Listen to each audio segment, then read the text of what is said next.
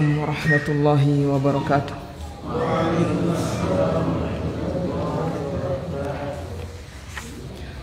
Alhamdulillahi rabbil alamin wal aqibatu lil muttaqin wala udwana illa 'alal zalimin.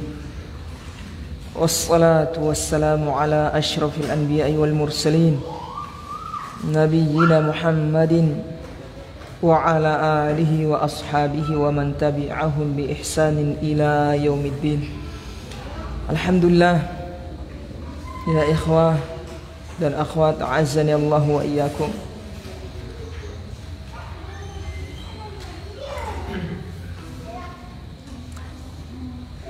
Dipertemukan lagi kita oleh Allah Subhanahu wa taala Jalla wa ala, zat yang maha pengasih, zat yang maha penyayang, zat yang maha bijak, di majelis yang mulia ini untuk melanjutkan kajian kita seperti biasa, yaitu belajar ilmu fikih dalam mazhab Hambali.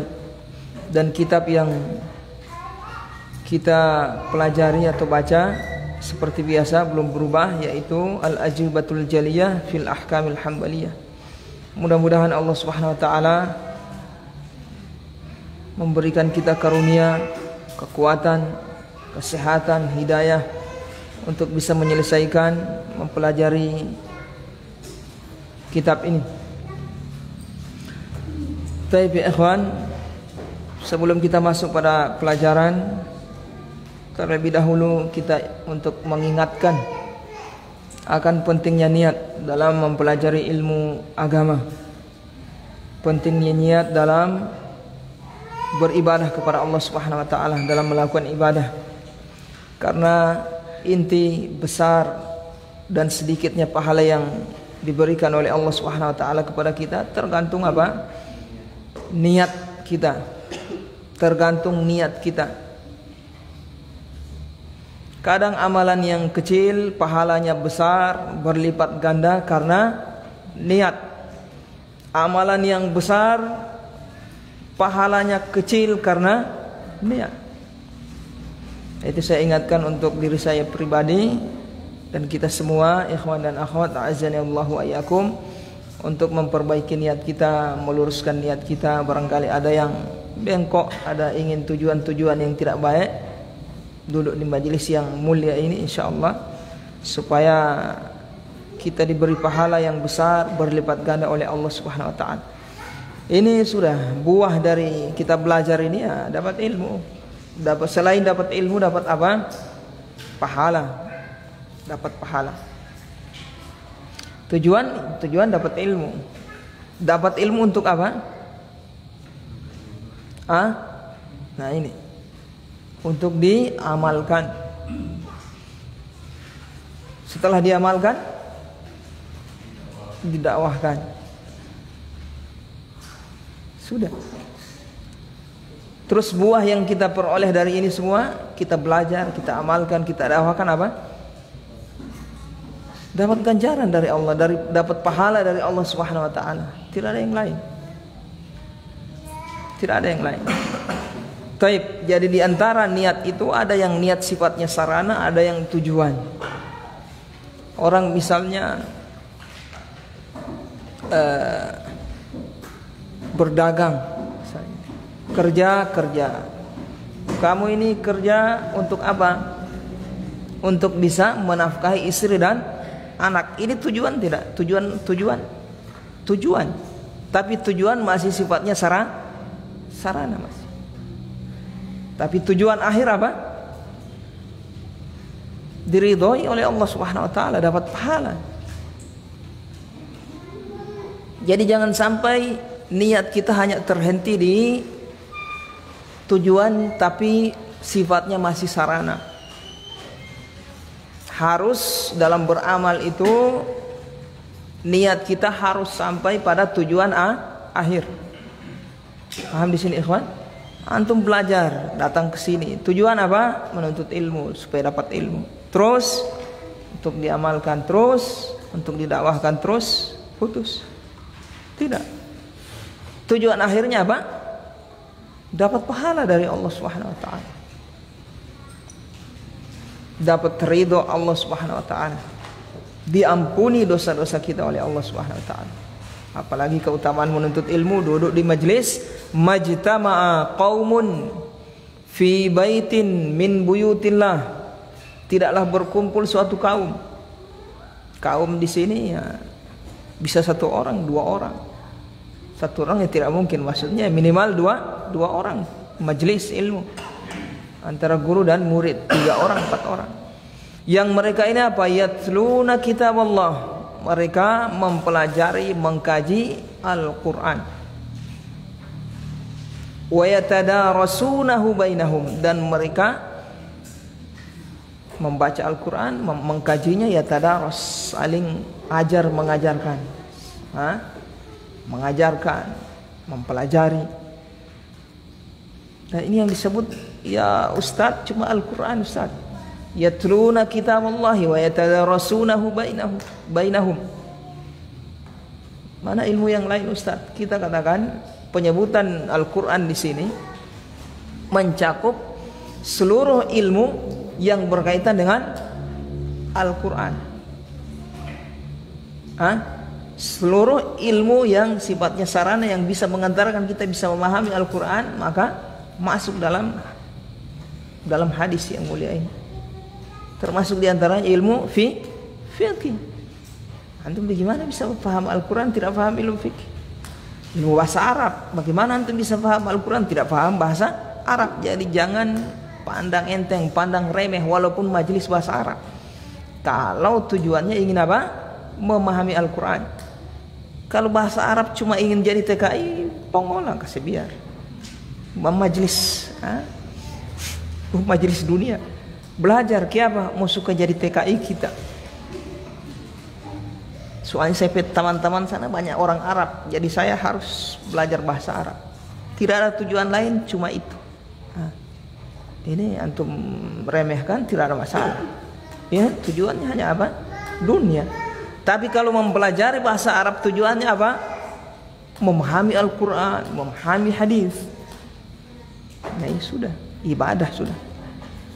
Paham di sini ikhwan? Nah, jadi jangan diremehkan majelis ilmu. Jadi termasuk di sini yang disebutkan oleh Rasulullah SAW ini Al-Quran dan segala ilmu-ilmu, cabang-cabang ilmu, bidang-bidang ilmu yang bisa dengannya kita bisa memahami Al-Quran. Ilmu usul fikih, ilmu yang lainnya dan seterusnya. Illa nazalat alaihimus sakinah, kecuali akan turun kepada orang-orang yang belajar itu dan mengajarkan di majelis itu turun apa? Sakinah. Jadi bukan cuma dalam rumah tangga ada sakinah. Ya, kita pernah dengar tuh. Semoga rumah tangga yang sakinah, mawaddah dan rahmah. Di majelis ilmu ada sakinah. Apa itu sakinah? Bahasa Arab. Tenang. Sakana yaskunu artinya diam. Kalau bahasa Arab, sukun artinya diam. Artinya sakinah di sini tenang. Termasuk makna sakinah di sini ketika tertimpa musibah, sabar, tenang. Nah, di majelis ilmu yang jelas tenang sudah. Sakinah dapat ketenangan. Antum keluar dari majelis ilmu sudah semulai rupa-rupa yang semua muncul kemari. Pikir keluarga, pikir ini. Oh ada bakal lain tadi, ada macam-macam. Tapi kalau di majelis ilmu masih antum tenang toh, tenang. Dapat lupa yang lain tuh. Tenang. Itu janji dari Allah Subhanahu wa taala, turun sakinah. Kemudian illa nazalat alaihimus sakinah wa ghasyiyatuhumur rahmah, mereka diliputi, diselimuti oleh dengan rahmat dari Allah, kasih sayang dari Allah. Rahmat di sini rahmat yang khusus. Karena rahmat ada 2, rahmat yang umum dan rahmat yang khusus. Yang dimaksud ini rahmat yang khusus, yaitu kasih sayang Allah berupa apa? Karunia keimanannya jadi kuat. Jadi kokoh, tenang dalam beriman, bertambah keyakinannya, bertambah imannya kepada Allah Subhanahu wa taala. Hidayah terus istiqomah dan seterusnya. Wa ghasyyatumur rahmah wa haffathumul malaikah, kemudian dinaungi oleh malaikat. Haffat, dikerumuni. Haffat itu artinya apa? Dinaungi itu bukan cuma naung dari atas. Dia apa namanya? Dikerumuni lah, dijaga oleh malaikat. Nah, karena di antara malaikat Allah Subhanahu wa taala ada golongan malaikat yang ditugaskan oleh Allah untuk mencari, berkeliling di permukaan bumi ini untuk mencari apa? Majlis zikir. Kalau mereka sudah dapat majlis zikir, sudah dia panggil yang lain. Sini kau nih. Sini kalian. Sudah ini yang Allah. Ini yang kita cari ini. Halumu biha. Kasih sini. Ini sudah majlis zikir yang kita cari-cari. Paham di sini, ikhwan? Nah, itu jadi mereka datang, khusus dia daungi, mereka datang dengar. Taib. Kemudian hafathumul malaikah, jadi dinaungi oleh malaikat, dikerumuni oleh malaikat, malaikat juga datang ke situ dengar. Apa fungsi malaikat ada dengan tidak ada? Antum tahu kehadiran malaikat adalah keberkahan. Kehadiran malaikat adalah rahmat. Makanya di rumah yang ada anjing, ada gambar, ada anjing, ada gambar makhluk bernyawa, malaikat rahmat masuk tidak? Tidak, menunjukkan kehadiran malaikat di suatu tempat itu adalah tanda rahmat, berkah. Makanya di bulan Ramadan, di malam apa ini? Lailatul Qadar, siapa yang turun? Malaikat yang turun. Turun dalam jumlah sedikit, tidak jumlah yang sangat banyak. Jadi turunnya malaikat, kehadiran malaikat menaungi kita, bergabung dengan kita, di sekitar kita itu menunjukkan berkah. Paham ini? Keistimewaan dari Allah Subhanahu wa taala. Kemudian yang keempat apa? Wa dzakarahumullahu fi man indahu. Allah memuji orang-orang yang ada di majelis ilmu di hadapan para malaikat yang ada di atas sana. Fil malail a'la, malaikat yang ada di atas, paling atas, malaikat terpilih. Disebut-sebut nama orang-orang yang ada di majelis. Ini keutamaan dari Allah Subhanahu wa taala. Beruntung orang yang terus istiqomah menghadiri majelis ilmu, mempelajari ilmu agama. Tayyib ya ikhwan. Sampai di mana kemarin? Pertanyaan yang 34 ya. 33 selesai itu.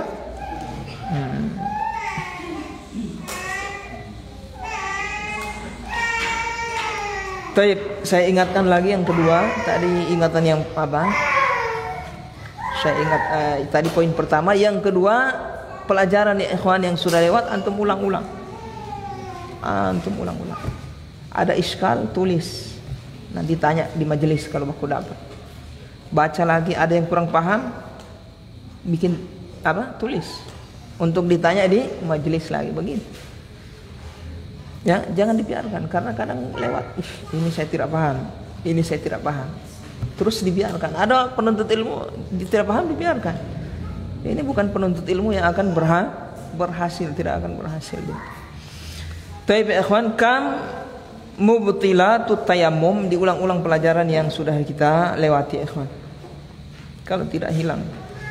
Berapa pembatal tayammum? Wa mahi, apa saja dia itu? Nah, di sini poin kali ini berbicara tentang perkara-perkara yang membatalkan tayammum. Khamsatun mubtilatuhu khamsatun, kata beliau. Perkara yang membatalkan tayammum ada 5. Kita ingat ya, ada 5. Wahia al-awwal, yang pertama, ma abtalal wudu'a, ma seluruh abtalal wudu'a, yang membatalkan wudu. Seluruh yang membatalkan wudu juga membatalkan tayamum. Mudah-mudahan antum masih ingat perkara yang membatalkan wudu. Sudah lewat ini. Semuanya itu membatalkan tayamum. Kentut misalnya. Yang pertama apa? Siapa yang masih ingat? Keluarnya sesuatu apa saja dari dua jalan. Ini umum sekali itu. Kalau mau disebut satu-satu banyak. Segala yang keluar dari dua jalan. Kemudian menyentuh kemaluan. Kemudian apa lagi? Keluar najis dengan jumlah yang banyak, dengan volume yang banyak. Kemudian makan daging onta. Kemudian apalagi hilang akal. Nah, semua yang membatalkan wudu ini juga membatalkan tayamum. Kemudian yang kedua, wa wujudul ma'i. Adanya air.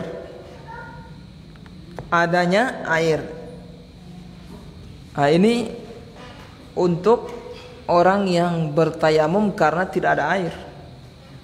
Begitu ada air, maka tayamumnya batal. Paham di sini, ikhwan? Tiada air misalnya sebelumnya. Kemudian dia tayamum. Setelah tayamum muncul air. Dapat air dia. Maka tayamumnya batal. Baik sebelum melakukan ibadah maupun sementara melakukan ibadah. Jadi ada tiga kondisi. Ada air ini sebelum melakukan ibadah, sementara melakukan ibadah, dan setelah melakukan ibadah.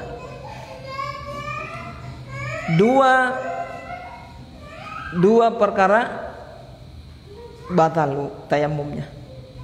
Yang pertama, sebelum melakukan ibadah. Misalnya dia tayamum ingin sholat. Sebelum sholat sudah ada air, berarti batal. Dia harus berwudu. Atau sementara sholat. Allahu Akbar. Pas rakaat yang terakhir. So mulai at-tahiyatu. Datang dari pemain tua. Kakak, so ada air ini apa ini? 1 gelong saya so bawa kamar. Bilang sama suaminya sementara sholat. Sholat antum batal karena tayamum batal tayamum, otomatis batal sholat. Kemudian kondisi yang ketiga, setelah menunaikan apa? Ibadah. Setelah menunaikan ibadah, tayamumnya batal. Artinya ibadah tadi yang dia sudah kerjakan tidak batal. Artinya sah. Setelah dia sholat sempurna, salam, assalamualaikum warahmatullahi, ada air, muncul air. Sholatnya batal atau tidak? Tidak. Paham di sini? Nah, tapi di semua keadaan ini, tayamumnya batal, baik sebelum, sementara maupun setelah. Paham ya? Nah, cuma ada saya sebutkan itu pengaruh sementara melakukan ibadah. Pengaruhnya setelah melakukan ibadah, tayamumnya batal. Ada air, bagaimana sholat yang sebelumnya setelah dia kerjakan? Sah. Baik, kemudian wa khurujul waqti. Pembatal yang ketiga, keluar waktu. Keluar waktu artinya waktu sudah lewat, sudah selesai. Batal tayamumnya. Pada pertemuan sebelumnya termasuk syarat sah untuk tayamum masuk waktu. Keluar waktu batal tayamum. Misalnya antum wudu masuk waktu zuhur, tayamum. Bukan wudu, tayamum. Setelah tayamum sholat, tidak melakukan pembatal sama sekali. Pembatal apa? Yang membatalkan tayamum. Pas keluar waktu apa? Waktu zuhur selesai, maka tayamum batal. Antum tayamum sholat apa? Subuh. Pas keluar waktu subuh, kapan itu? Terbit matahari, tayamum batal. Paham di sini maksudnya? Nah, ini maksudnya wa khurujul waqti, keluarnya waktu. Kemudian wa zawalul udhril mubihi. Yang keempat, zawalul udhril mubihi. Hilangnya udzur yang membolehkan tayamum. Hilangnya udzur yang membolehkan tayamum.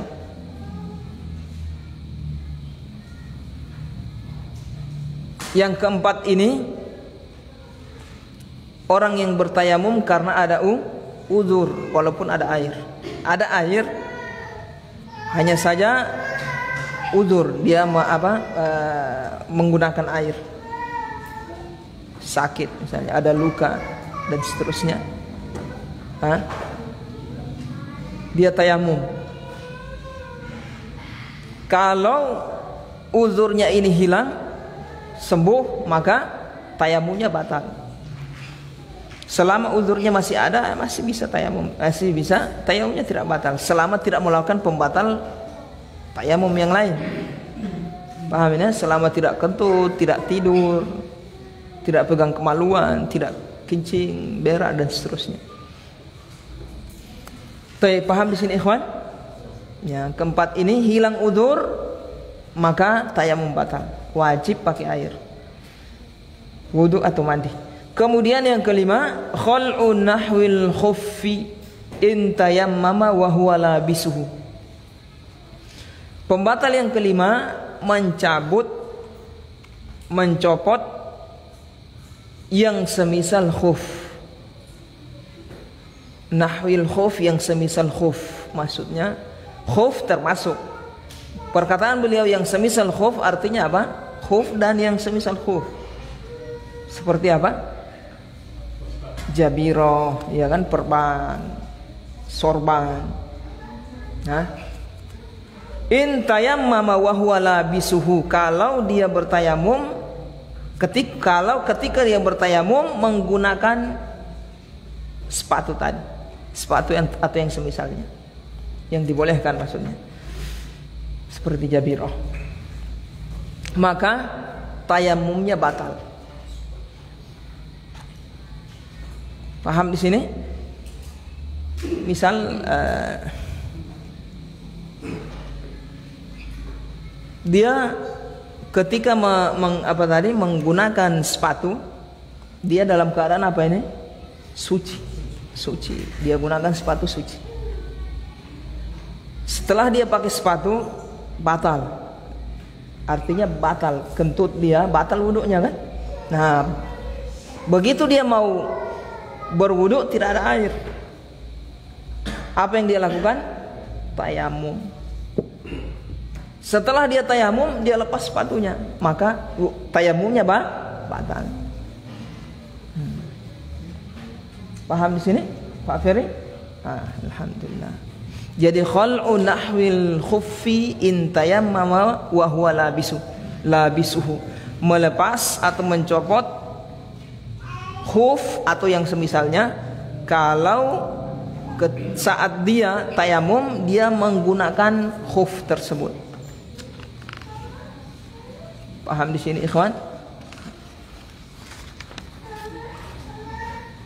Paham ya? Alhamdulillah. Lanjut. Faslun fi izalatin najasati. Masuk fasal yang baru. Izalatin najasah,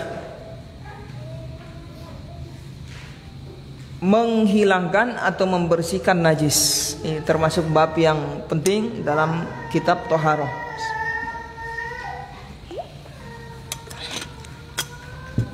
Termasuk bab yang penting pembahasan penting dalam apa? Dalam taharah, yaitu cara menghilangkan najis, membersihkan najis. Ini ada tata cara khusus, harus kita ketahui. Nah, kalau tidak menyebabkan ibadah kita, sholat kita tidak sah nanti. Nah, kalau kita membersihkan najis tidak sesuai syarat sah yang ditetapkan oleh syariat. Kata beliau, kaifa yathurul mutanajjisu, bagaimana cara menjadi bersih al mutanajjis, bagaimana benda yang asalnya suci menjadi najis itu bisa suci kembali. Perkataan beliau mutanajjis yaitu benda yang suci yang kena najis. Bagaimana caranya dibersihkan? Bukan najis, kalau najis itu sendiri tidak bisa dibersihkan. Artinya najis mau dibuat jadi suci tidak bisa. Anjing misalnya, bagaimana cara supaya anjing jadi suci? Tidak bisa. Tai misalnya toh, kotoran manusia. Hah? Bagaimana caranya kotoran ini jadi suci? Tidak bisa. Paham di sini yang dimaksud? Kotoran tadi itu nempel di benda yang suci. Kemudian bagaimana cara membersihkan kotoran tadi itu, najis tadi, supaya benda yang suci ini kembali menjadi suci.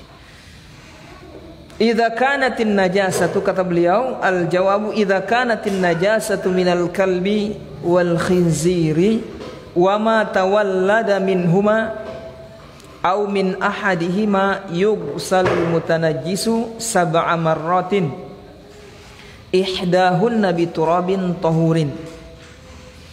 Kata beliau, ini yang pertama, kalau najis tersebut minal kalbi wal khinzir, dari anjing dan babi.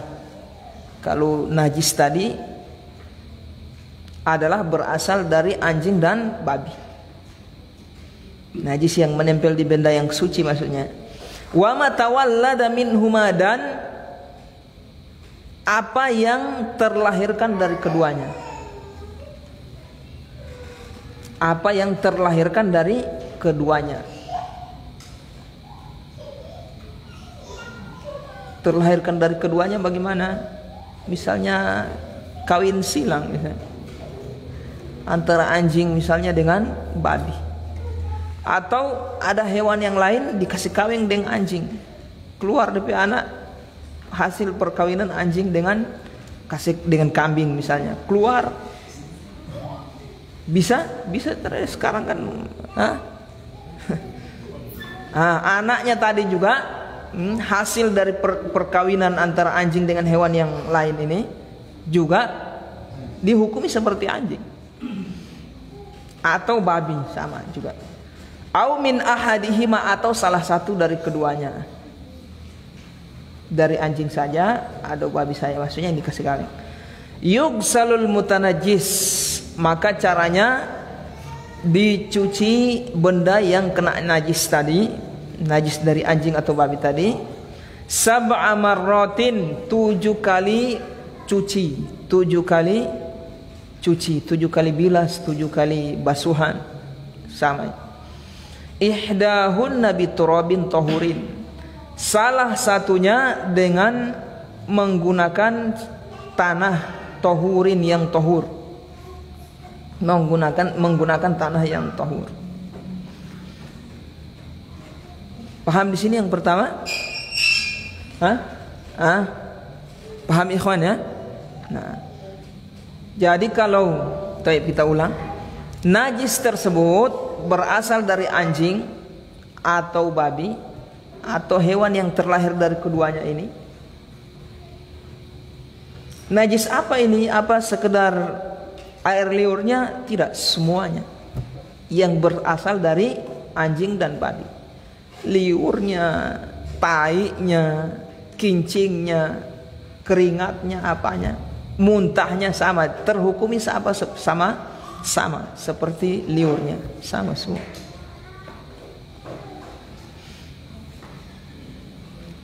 yaitu dicuci berapa kali? Dibersihkan berapa kali? Dicuci berapa kali? 7 kali. Salah satunya dengan tanah yang tahur. Salah satunya dengan tanah yang tahur. Tanah tahur berarti mengeluarkan apa? Tanah yang najis, tidak boleh. Tercampur najis tidak boleh. Tanah yang tahur. Tapi bagaimana caranya? Tanahnya ini apakah kering? Tanah kering. Yaitu tanahnya ditaruh air, dilumuri dengan air. Bukan kering-kering gitu, bukan. Tanahnya taruh air, terus digosok. Sudah kayak pecek bahasa kita, baru dilumuri di tempat yang kena najis tadi, najis dari anjing atau babi tadi. Setelah itu baru dibilas berapa kali? 7 kali. Antum bilas 7 kali.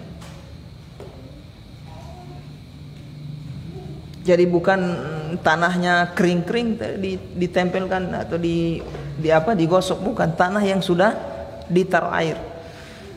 Baik, ini yang pertama. Cara yang pertama untuk najis yang berasal dari anjing atau babi. Kemudian yang kedua, wa in kanat min ghairi dzalika, kalau najis itu bersumber dari selain keduanya, selain babi dan anjing ini, selain keduanya, berarti umum ini, selain keduanya, semua jenis najis. Yugsalu sab'an bil ma'i faqat. Kata beliau, dicuci 7 kali dengan air saja. Dicuci 7 kali dengan air saja. Artinya tanpa pakai tanah. Tanpa pakai tanah, seperti kotoran manusia. Apalagi benda-benda yang najis, bangkai. Apalagi yang lain? Darah yang mengalir. Nah, ini caranya dicuci sampai berapa kali? 7 kali ya ikhwan.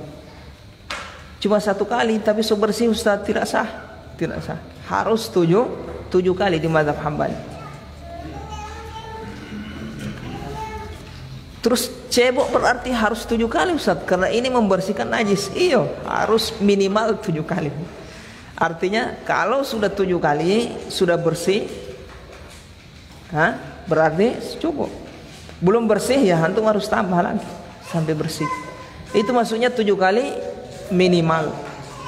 Tidak boleh kurang dari 7 kali. Walaupun antum lihat sudah bersih 3 atau 4 kali, tidak sah, belum sah.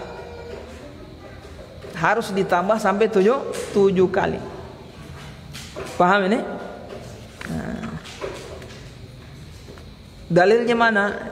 Ya, nanti insya Allah. Dalilnya kias, dikiaskan dengan najis dari anjing dan babi. Najis anjing babi berapa kali? 7 kali. Tapi ditambah tanah.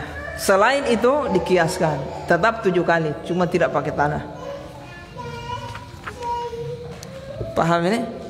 Ini soal kias-kias bagaimana Ustaz? Ya sudah, Imam Ahmad berkias. Bukan sabab berkias itu. Imam Ahmad. Paham di sini ikhwan? Baik, kemudian paham ya? Ya harus 7 kali. 7 kali dibasuh, dicuci. Wa yakfi fi bauli sabiyyin lam ya'kulit ta'ama nadhuhu wa ghamruhu bil ma'i. Kemudian jenis yang ketiga, cara yang ketiga, cukup fi bauli sabiyyin, dalam membersihkan kencing bayi lam ya'kulit ta'ama, yang belum makan, yang belum makan makanan. Nadhuhu, nadah itu artinya di apa? Dikasih lumuri dengan air. Gomruhu sama ini. Nadhuhu, gomruhu itu artinya sama, dilumuri dengan air. Bilma dengan air. Nadhuhu, gomruhu artinya dilumuri. Bahasa kita dikasih percik. Cuma bahasa. Maksudnya di sini dikasih lumur dengan air. Misalnya area ini kena kincing, bayi laki-laki yang belum makan, atau bagian sini misalnya pipis misalnya. Terus cara membersihkannya seperti apa? Antum cukup ambil air, kasih lumur. Usahakan air ini mencakup seluruh area yang kena tadi itu. Kalau ada sebagian yang belum kena, belum sah. Harus semuanya. Walaupun tidak diperas. Dilumuri saya pakai air sudah. Ringan ya. Cara membersihkannya ringan. Tapi kalau saya tidak nyaman Ustaz, tetap saya cuci ya, tidak ada masalah. Ini kita berbicara kadar yang wajib. Kadar yang wajib yang dengannya sudah sah. Jadi kalau antum sudah lumuri, antum boleh pakai sholat. Kalau antum cuci, antum peras pakai sabun, kasih hilang bau, itu cuma bab membersihkan. Sama seperti antum keluar tai hidung kasih bersih, bukan karena membersihkan yang najis, cuma bab kebersihan biasa, kebersihan, bukan membersihkan sesuatu yang najis. Paham ya di sini Pak Mugni? Alhamdulillah. Itu yang berapa ini? Ketiga. Yang keempat. Jadi yang ketiga tadi khusus untuk kincing bayi laki-laki yang belum makan. Berarti di sini bayi perempuan tidak masuk di sini, biar dia belum makan. Kincingnya seperti biasa harus dicuci 7 kali pakai air. Kemudian yang keluar lagi dari definisi ini, walaupun bayi laki-laki tapi sudah makan makanan, bahkan bubur sun termasuk. Terus formula Ustaz masuk itu, formula makanan itu masuk. Yang dimaksud ini dia hanya minum apa? Minum ASI dia. Bukan tidak makan, maksudnya tidak ada yang masuk sama sekali, mati nih anak. Maksudnya hanya ASI. Kalau antum kasih formula yang lain, susu, formula apa, itu masuk makanan sudah itu. Itu sudah, kincingnya harus dicuci 7 kali pakai air. Paham di sini? Bayi laki-laki keluar bayi perempuan belum makan, berarti keluar yang sudah makan. Cukup dilumuri area yang kena najis itu pakai air, walaupun tidak dicuci, tidak diperas. Wa tathuru ardun wa nahwuha bi izalati ainin najasati bil ma'i. Kemudian cara yang keempat, untuk jenis yang keempat ini, tathuru menjadi suci ardun tanah, wa nahwuha dan yang semisal dengan tanah. Sebentar saya jelaskan. Bi izalati ainin najasati, dengan menghilangkan zat najis tersebut. Bil ma'i, pakai air.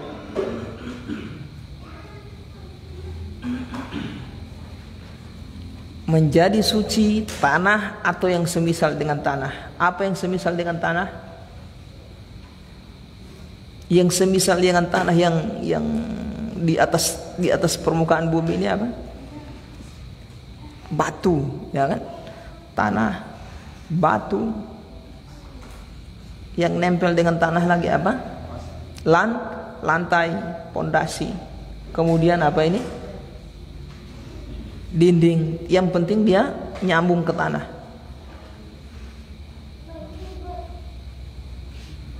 Jadi wanahhuha, antum tulis tanah semisal dengan tanah, lantai, dinding. Dinding ini maksudnya yang nyambung ke tanah, ya. Dinding yang bukan kayu, bukan. Dinding beton yang dari tanah. Kemudian batu, bebatuan. Itu maksudnya wa nahwa.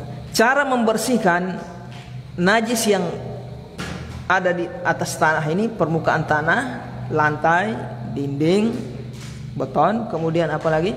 Batu. Bi izalati ainin najasati, dengan menghilangkan zat najis tadi di permukaannya, bil ma, pakai air.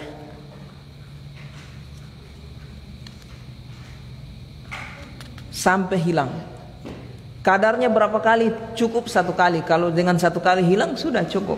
Jadi tidak dipersyaratkan 7 kali sebagaimana di tempat yang lain. Jadi najis yang kena di atas tanah dan yang sejenisnya, ini ada perlakuan khusus cara membersihkannya, yaitu cukup dibersihkan pakai air sampai hilang. Tidak dipersyaratkan 7 kali sebagaimana yang kena di badan, kena di pakaian, kena di bejana, kena di kayu dan seterusnya. Ini harus 7 kali. Kalau di tanah dan yang sejenisnya cukup 1 kali. Kalau dengan 1 kali hilang. Kalau tidak hilang ya harus tambah sampai bersih, sampai hilang. Paham di sini ikhwan? Hatta walaupun najis ini najis yang berasal dari anjing dan babi. Kalau dia di atas tanah, di atas lantai, di atas batu, cukup 1 kali sampai bersih. Kalau tidak bersih 1 kali, antum tambah 2 kali, 3 kali. Artinya tidak dipersyaratkan harus 7 kali sebagaimana najis yang kena di benda yang lain. Cuma sebagaimana apa? Najis yang kena di benda yang lain. Taib. Paham di sini, ikhwan? Nah.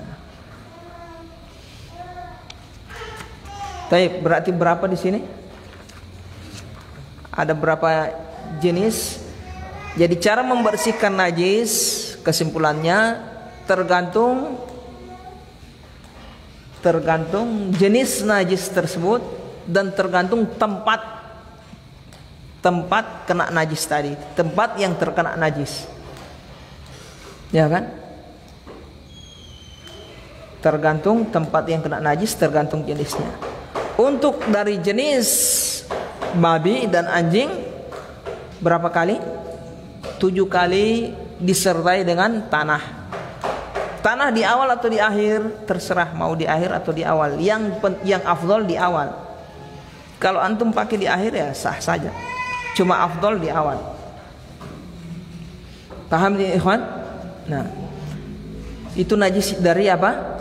Dari babi dan anjing. Kemudian yang kedua, untuk najis yang selain anjing dan babi. Ingat, babi maksudnya ini semua, liurnya, keringatnya, taiknya, kincingnya, itu maksudnya masuk. Muntahnya masuk tetap 7 kali dengan disertai dengan tanah. Selain ini, selain babi dan anjing ini cukup, selain babi dan anjing ini harus 7 kali. Paham ini? Harus 7 kali. Kalau antum bersihkan baru 5 kali bersih, tidak cukup, harus tambah 2 kali lagi. Biar antum lihat bersih, tidak sahih, tambah 2 kali lagi, dibilas 2 kali. Paham di sini ikhwan? Nah, ini untuk apa? Jenis najis yang selain anjing dan babi. Kemudian jenis yang ketiga, kincing najis dari kincing bayi yang belum makan. Cukup dilumuri dengan air. Harus mencakup semua area yang kena najis tadi ya. Dia najis. Kincing bayi ini najis, cuma cara membersihkannya seperti tadi, diberi keringanan. Kenapa diberi keringanan? Ya begitulah syariat dari Allah Subhanahu wa taala. Karena kita sering pegang anak-anak, iya kan? Iya. Terus Ustadz, ini kenapa dibedakan yang laki-laki perempuan? Ustadz, sama anak laki-laki juga dipegang juga sama dengan anak perempuan. Bukan di sini. Antum mau belajar kenapa begini, kenapa begitu, itu di bukan di level ini. Nanti insya Allah. Baik. Kemudian yang keempat apa?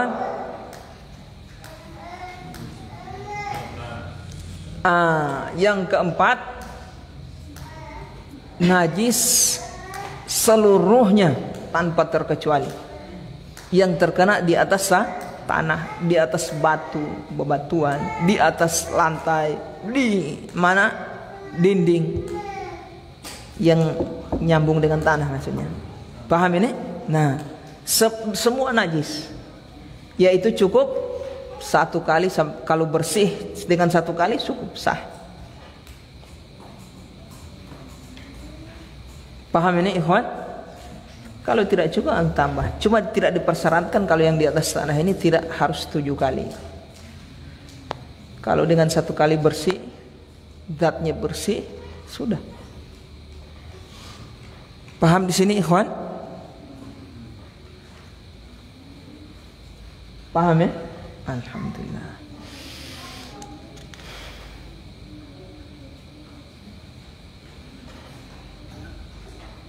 Kalau najisnya bukan najis yang cair, ya antum harus apa?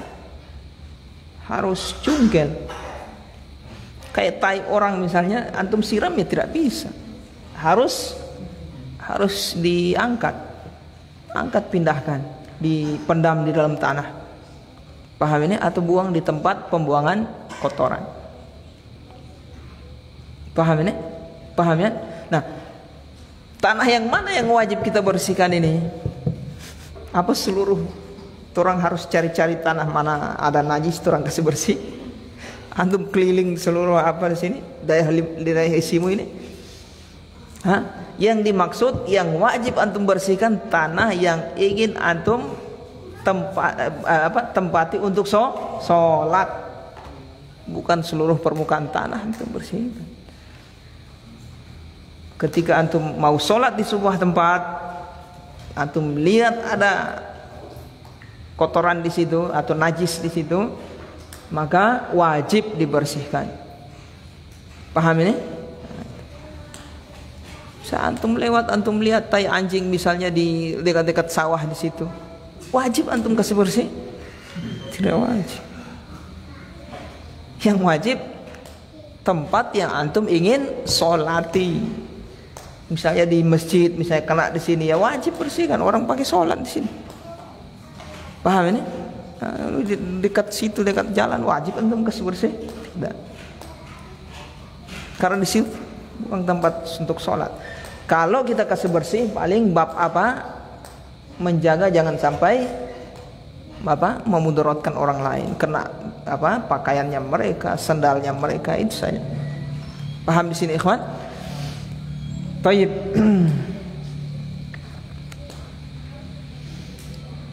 Kemudian lanjut, matahiru wa ma an-najisu minal hayawani. Matahiru wa man najisu minal hayawani. Apa saja yang tohir, yang suci, wa man najisu, dan apa saja yang najis minal hayawani, dari hewan-hewan. Hewan di sini umum ya ikhwan.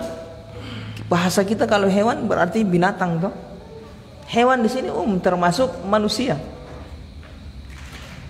Hewan, hayawan adalah makhluk hidup, makhluk yang punya roh. Paham ini? Nah, termasuk manusia masuk di sini. Kata beliau, ma la yu'kalu lahmuhu minat tayri wal bahaimi mimma fawqal hirrati najisun.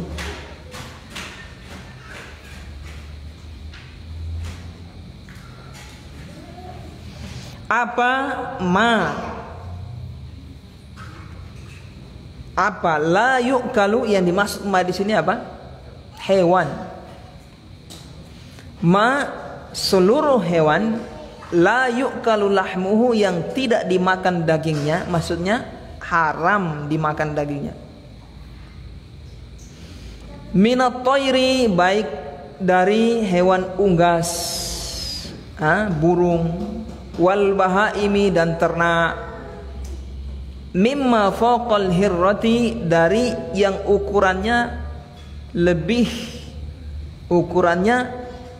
lebih dari kucing, najisun, maka dihukumi najis. Semua hewan yang haram dimakan dagingnya adalah najis. Tapi hewan yang ukurannya di atas atau lebih dari kucing, ukuran penciptaannya, ukuran hewan itu di atas dari kucing. Nanti untuk kucing sama dengan kucing, di bawah dari kucing itu suci. Paham di sini, ikhwan? Nah, contohnya apa di sini? Contohnya anjing, ya kan? Anjing, babi kan haram, dagingnya haram dimakan. Berarti dia najis. Apalagi yang lain? Harimau halal dimakan? Haram, berarti najis. Harimau najis. Apalagi singa, najis karena haram dagingnya, berarti dia najis. Jadi kaidah di mazhab Hambali gampang. Semua hewan yang haram dimakan najis. Tapi ada ikatan, yaitu yang ukurannya di atas dari kucing. Kalau ukurannya sejajar dengan kucing atau di bawah dari kucing, suci. Tapi dengan ikatan lagi kalau masih hidup.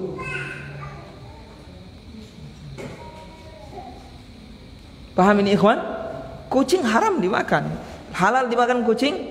Haram. Secara kaidah masuk dia berarti najis.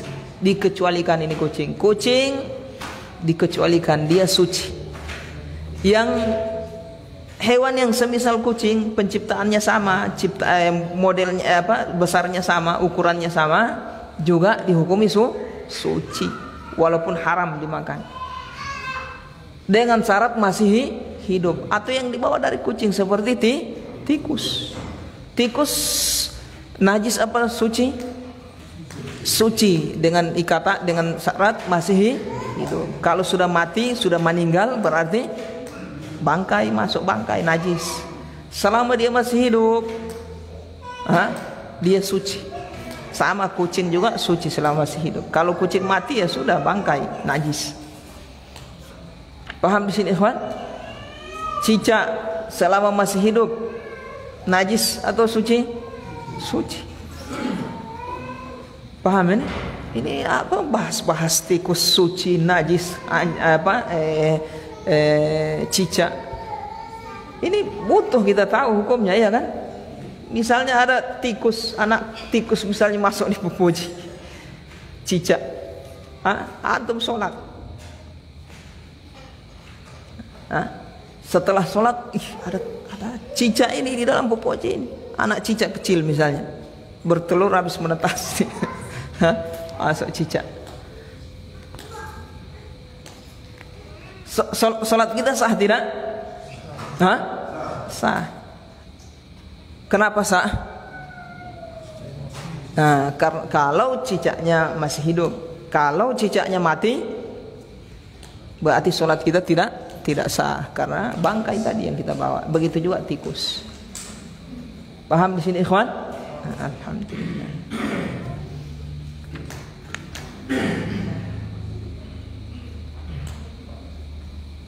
Wa madunaha kal fa'rati tahirun, dan apa atau hewan yang dunaha ukurannya di bawah dari kucing, kal fa'rati seperti tikus, tahirun dihukumi suci walaupun haram dimakan dagingnya. Baik, paham di sini, ikhwan? Alhamdulillah. Wa kullu maitatin najisun najisatun illa maitatul adami atau maitatul adami wassamaku, illa maitatul adami wassamaku wal jaradu wa malada malahu sa'ilun kal aqrabi. Seluruh bangkai najisatun dihukumi najis. Seluruh bangkai dihukumi najis. Apa itu bangkai, ikhwan?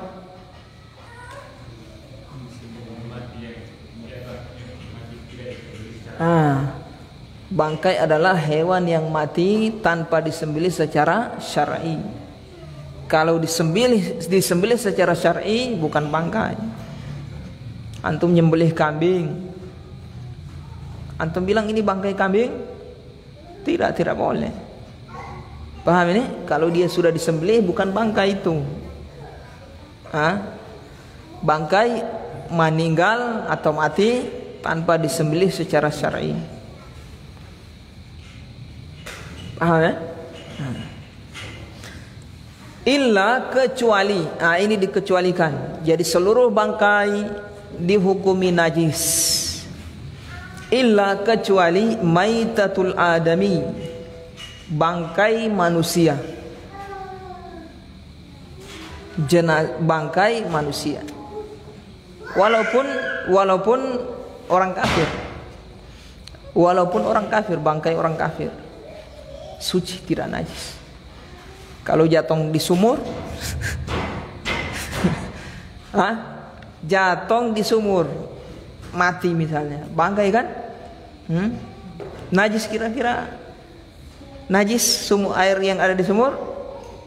Tidak, karena bangkai manusia tidak najis. Wassamaku, kemudian samak, bangkai ikan, najis. Bangkai ikan suci. Ini yang dikecualikan ini, kaidahnya seluruh bangkai adalah najis, kecuali yang pertama bangkai manusia, yang kedua bangkai ikan, yang ketiga bangkai al-jarad. Apa al-jarad? Belalang. Al-jarad belalang. Ar-rabi, yang keempat, wamala damalahu sa'ilun. Wamala, dan hewan la dama lahu sa'ilun, yang darahnya tidak mengalir. Sa'il mengalir, dama darah. La dama lahu sa'ilun, yang darahnya tidak mengalir. Kal aqrabi, seperti akrab. Apa akrab? Skorpion, kalajengking. Akrab itu kalajengking. Kalajengking bangkainya suci karena darahnya tidak mengalir. Belalang, belalang memang ada hadisnya.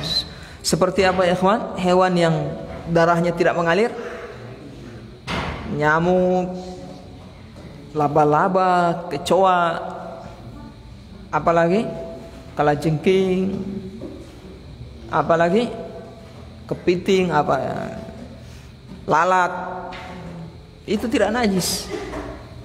Semut tidak najis. Kalau cicak mengalir itu. Coba antum pentung, darahnya mengalir. Cicak masuk najis. Tayyib. Mazhab Hambali najis cicak karena darahnya mengalir. Tayyib, paham di sini, ikhwan? Ini bangkai yang dikecualikan, dia suci. Bangkai manusia, bangkai ikan, bangkai belalang, dan bangkai hewan yang darahnya tidak mengalir. Jadi kalau ada banyak sekali semut atau nyamuk misalnya mati di kantong orang, di kantong kita, banyak sekali, 100 ekor misalnya, antum pakai sholat pakaian antum bisa? Ya bisa, karena tidak najis. Kemudian ma hukmul khariji mimma yu'kalu lahmuhu. Apa hukum al kharij, yang keluar, sesuatu yang keluar, mimma yu'kalu lahmuhu, dari hewan yang dimakan dagingnya. Dari hewan yang dimakan dagingnya, maksudnya halal dimakan. Selesai kita dari hewan yang haram dimakan dagingnya, ya kan? Hewan yang haram dimakan dagingnya kaidahnya adalah najis. Paham di sini? kaidahnya najis kalau ukurannya di atas dari kucing. Berarti kalau yang kucing, semisal kucing, di bawah kucing suci selama hidup, semasa hidup. Nah, pembahasan berikutnya ini tentang sesuatu yang keluar dari hewan yang halal dimakan. Kalau hewan yang halal dimakan ya jelas dia tidak najis, seperti kambing, ayam. Dia tidak najis. Taib, yang akan beliau bahas ini apa yang keluar dari hewan ini. Ma ukila lahmuhu fabauluhu wa rawthuhu wa kullu kharijin minhu tahirun. Ma, semua, ukila lahmuhu, semua hewan yang dimakan dagingnya, fabauluhu, kencingnya, wa rawthuhu, taiknya, wa kullu kharijin minhu, dan seluruh apa yang keluar darinya. Apa itu yang keluar darinya? Muntah, cairan-cairan apa saja yang keluar dari hewan yang halal dimakan ini. Apa saja yang keluar, tahirun, suci. Jadi kambing DP tai suci, DP kincing suci. Onta, kemudian apa lagi? Sapi, kincingnya, taiknya suci. Ingat, suci suci berarti bukan berarti boleh dimakan. Tidak semua yang suci boleh dimakan. Bukan, kita tidak cerita halal dimakan, tidak halal dimakan ini. Kita cerita najis atau tidak. Tanah ini suci apa najis? Suci, boleh dimakan. Besi, plastik, suci apa najis? Boleh dimakan? Tidak boleh, haram makan, bahaya. Paham ini? Nah, begitu juga tai kambing, kencing kambing, tai sapi, kencing sapi dan seluruhnya dari hewan yang halal dimakan. Tai ayam apa? Itu suci, tidak najis. Paham ini, ikhwan? Ingat, bukan boleh dimakan. Kalau antum tanya apa hukum makan tai kambing, haram. Paham ini? Karena menjijikkan, sesuatu yang menjijikkan hukumnya haram dimakan. Tai sapi. Kita bahas ini najis apa tidak.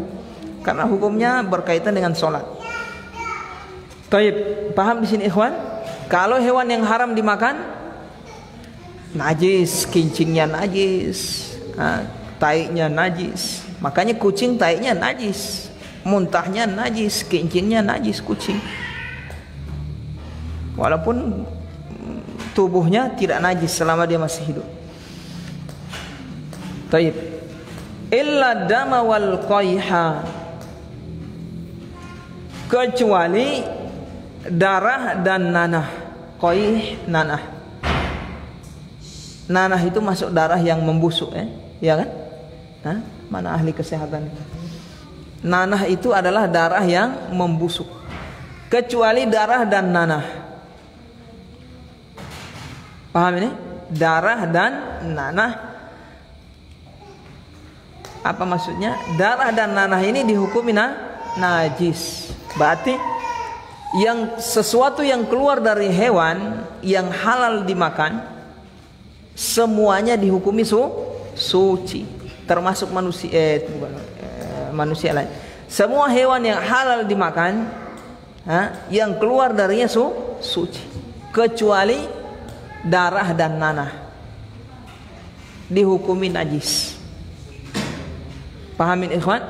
Jadi kambing antum potong, darahnya keluar, najis itu. Makanya haram dimakan.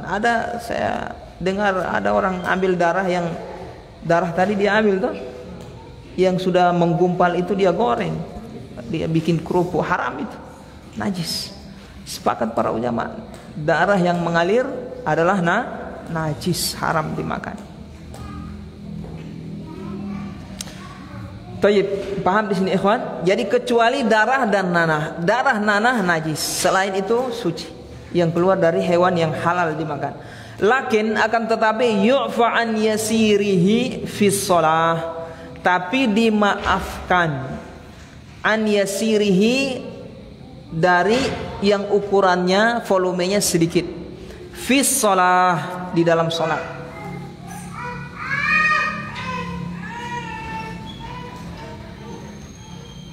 dimaafkan yang volumenya sedikit.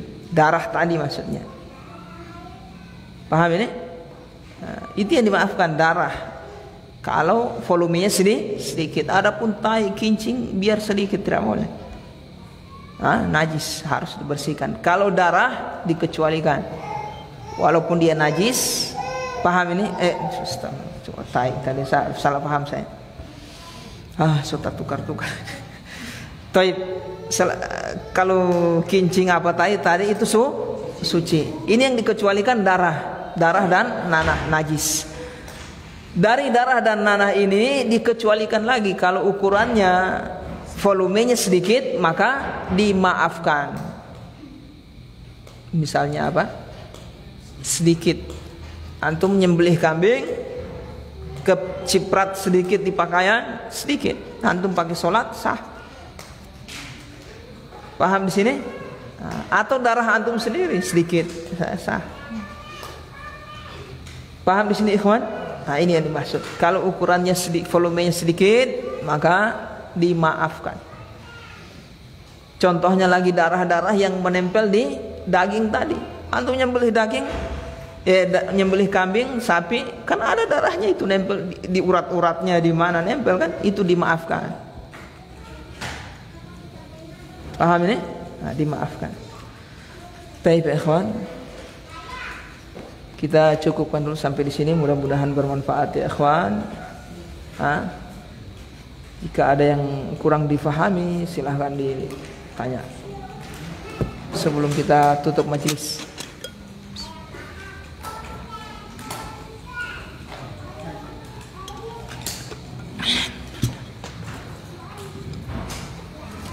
Baik, Pak Mugni ada pertanyaan Pak Mugni?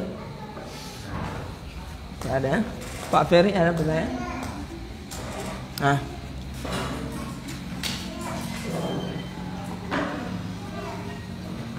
Ya, silahkan. Ya.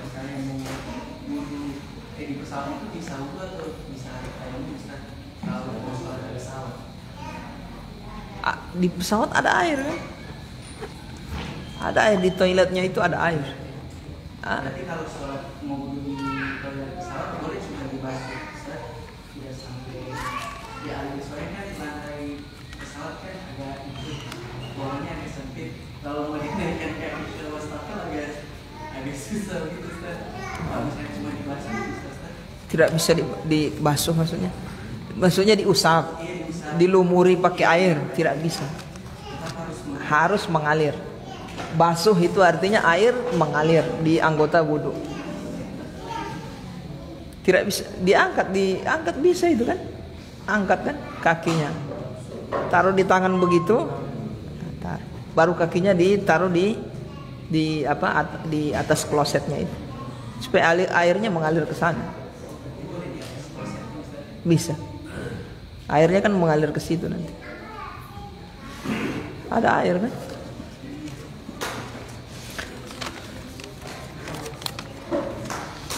Taib. Ini panjang ini ya. Curhat ini atau apa ini? Ini sombat curhat ini panjang sekali. Taib, kita baca. Assalamualaikum warahmatullahi. Bagaimana hukumnya atau apa yang harus kita lakukan apabila kita menemukan anak anjing yang masih bayi yang sudah ditinggalkan oleh induknya? Apa kita merawatnya sampai anak anjing ini sudah bisa mencari makanan sendiri atau sudah bisa berjalan, beraktivitas, atau kita membiarkan anak anjing begitu saja tanpa diperlakukan apa-apa? Tapi dipelihara di luar rumah Ustadz, jauh dari lingkungan rumah. Tapi kalau sudah bisa berjalan-jalan akan dilepas di alam bebas. Haram, tidak boleh. Jawabannya apa? Haram, tidak boleh dipiara begini. Baru Ustadz mati kesebiar. Yang penting kita bukan kita yang membunuh. Sebiar saja. Kalau Allah inginkan dia hidup, ya hidup. Paham di sini, ikhwan?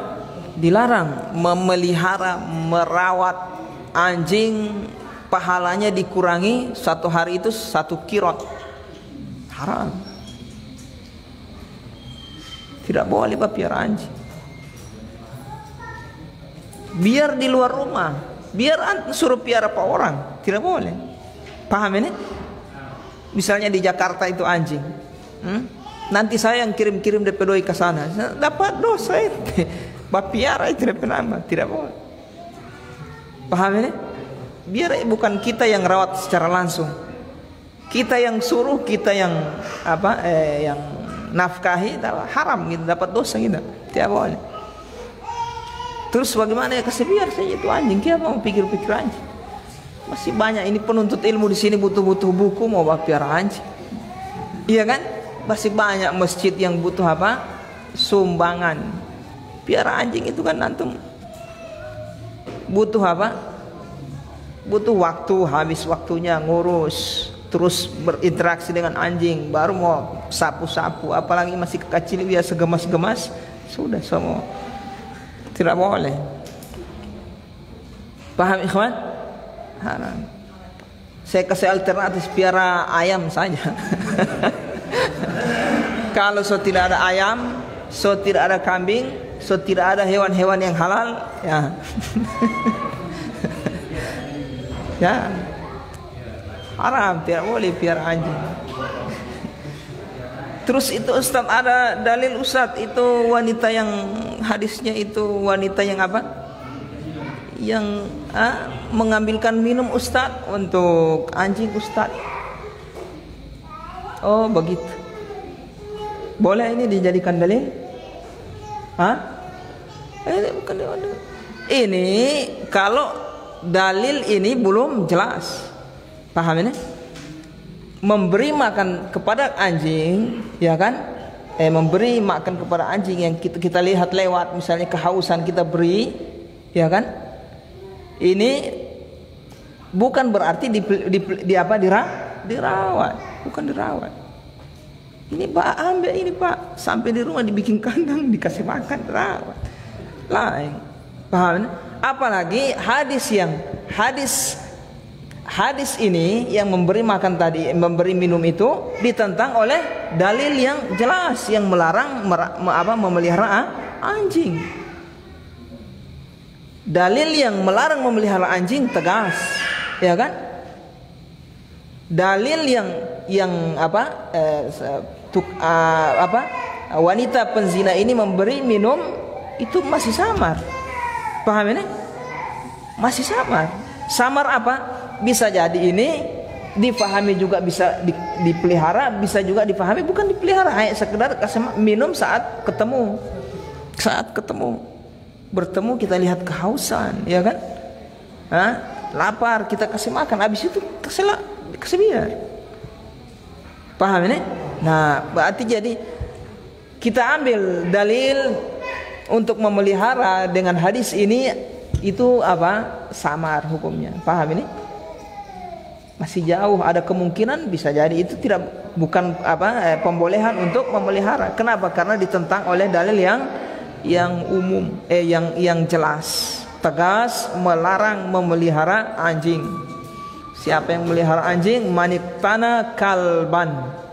Siapa yang memelihara, iktina itu memelihara, merawat. Yang kusumin ajrihi kiroton kullayaum, maka akan berkurang pahalanya setiap hari satu kirot. Innalillah. Haram, tidak boleh. Kalau kita di jalan lewat ada anjing misalnya terikat misalnya kan, kena tado, paham tado? Itu tado ini ranjau. Biasa ranjau untuk bahan wakang babi biasa orang. Kena ranjau misalnya, kena antum lewat, antum lepas. Kasih sayang sama hewan, lepas. Habis itu lepas, bukan antum ambil bawa ke rumah kasih, bukan, lepas saja sudah. Biarkan dia mencari makanan sendiri. Anjing so jago, bisa kasih makan bisa cari makanan sendiri. Artinya Allah yang sudah kasih rezeki mereka. Paham di sini? Nah, paham di sini ikhwan? Nah, tayyib, ya silah. Waalaikumsalam. Gimana cara menghilangkan najis yang terkena di pakaian? Coba 7 kali atau 1 kali saja? Bagaimana? Cara menghilangkan najis yang terkena di pakaian. Apa dengan cara 7 kali di air atau? Iya, harus 7 kali. 7 kali dicuci. Kena di sini, misalnya kincing, antum ambil, tidak perlu semuanya cuci, yang area situ saja, siram 1 kali, peras. Ada yang netes, sudah terhitung 1 kali. Antum taruh air lagi, peras lagi, netes 2 kali, begitu. Paham ya? Nah. Begitu caranya. Kalau yang benda yang diperas, kalau benda yang tidak bisa diperas ya cukup alirkan air di situ sebanyak 7 kali. Seperti papan, tidak bisa diperas papan. Jadi antum siram 1, siram lagi 2 sampai 7 kali. Kalau yang bisa diperas, peras. Pakaian diperas lah. Kalau antum tidak peras, cuma sekedar alirkan air begitu, belum dihitung itu. Antum harus peras. Keluar air, nah, hitung 1 kali. Taruh air lagi yang kedua, peras 2 kali. Paham ya? Ya? Alhamdulillah. Selesai ya? Kita lanjutkan ikhwan. Mudah-mudahan Allah Subhanahu wa taala, Zat yang Maha Penyayang, yang Maha Pengasih, yang Maha Bijak, masih memberikan kepada kita kesempatan untuk beribadah, mengisi hidup kita dengan bertobat kepada Allah, dengan amalan-amalan soleh, sehingga kita diwafatkan di atas kebaikan, insyaallah, di atas amalan soleh, di atas apa? Husnul khatimah, insyaallah. Dan mudah-mudahan Allah mengampuni dosa-dosa kita dengan sebab hadirnya kita di majelis ilmu ini, menerima amalan kita, membesarkan amalan kita, melipat gandakannya. Subhanakallahumma wa bihamdika, asyhadu an la ilaha illa anta, astaghfiruka wa atubu ilaik.